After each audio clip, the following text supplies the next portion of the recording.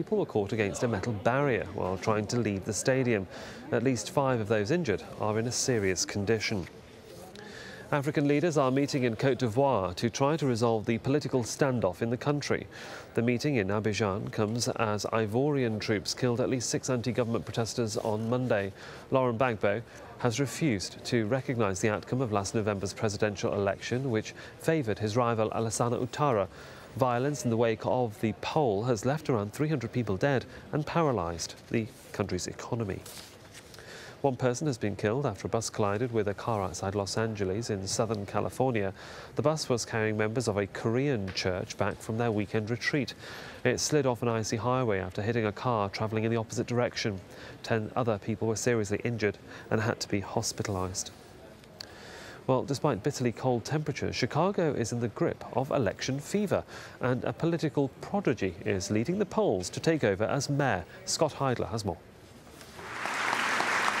Rahm Emanuel had the ear of one of the most powerful men in the world, but he gave up his high-profile job as President Barack Obama's chief of staff in November, leaving to go back to his and the president's hometown of Chicago and run for mayor. Of the 6 candidates, Emanuel is the one with star power backing. To some voters, that's key. The fact that the 2 presidents wanted him, that Obama and Clinton came to town to support him. They respected his opinion so much that he was their advisor. Those endorsements have helped Emanuel raise millions of dollars for his campaign, far more than anyone else in the race. On the opposite end, one of his opponents was born and raised in the infamous Chicago Cabrini Green housing projects. We can change that. Thank you. The darling at a recent debate sponsored by an African-American newspaper. And I was a high school dropout. I went through a challenge in my life. But it lets me know, and it lets people out there know, that all of us can make it. If we just have a half an opportunity, we can make it. With Emanuel's commanding lead in the opinion polls, there's little doubt that it will be his opportunity as next mayor.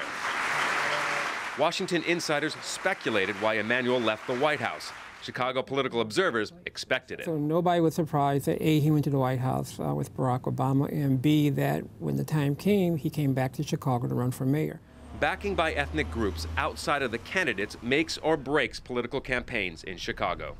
No candidate can win solely on their voter base. They need to reach out into different groups.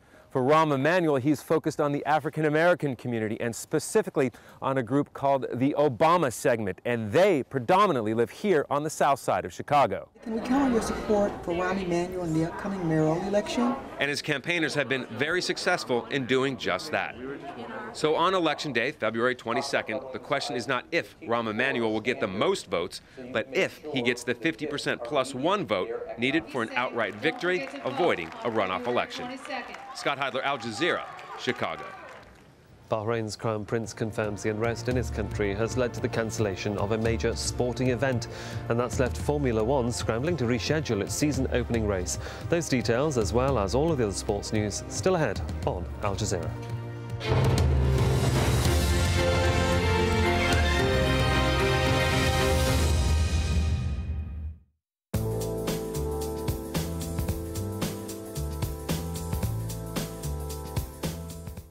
Hello once again, welcome to another look at the international forecast. We've got our wintry weather now pushing back up across that northeastern quarter of the United States. You can see how this cloud is just continuing to just drift its way into New England.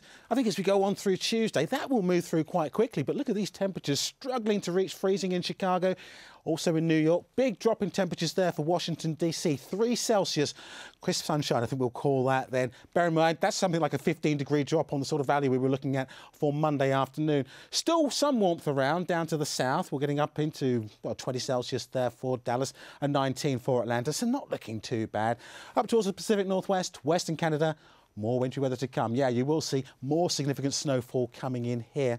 Come down into the Caribbean. A lot of dry weather, plenty of sunshine, some showers there into Costa Rica, into Nicaragua. Heavy showers also a possibility to southern parts of the Windward Islands, but I think for much of the West Indies, it's looking lovely, some very pleasant sunshine to come. Now we're looking at crisp sunshine across central parts of Europe. -5. Berlin, -2 Celsius there for Vienna.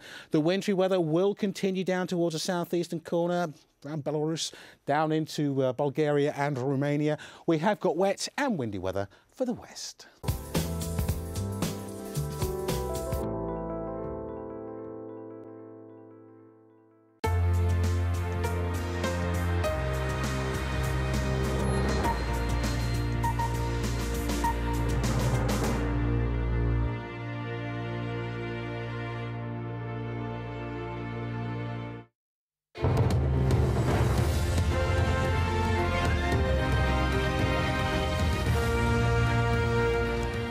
Let's just give you a recap of our top stories here on Al Jazeera. At least 65 people have been killed in the 6.3 magnitude earthquake that hit Christchurch, New Zealand, on Tuesday.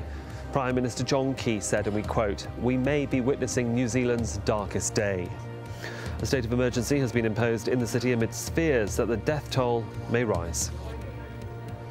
And Libya's leader Muammar Gaddafi has appeared on state television denying rumours that he's fled to Venezuela and says he's in Tripoli.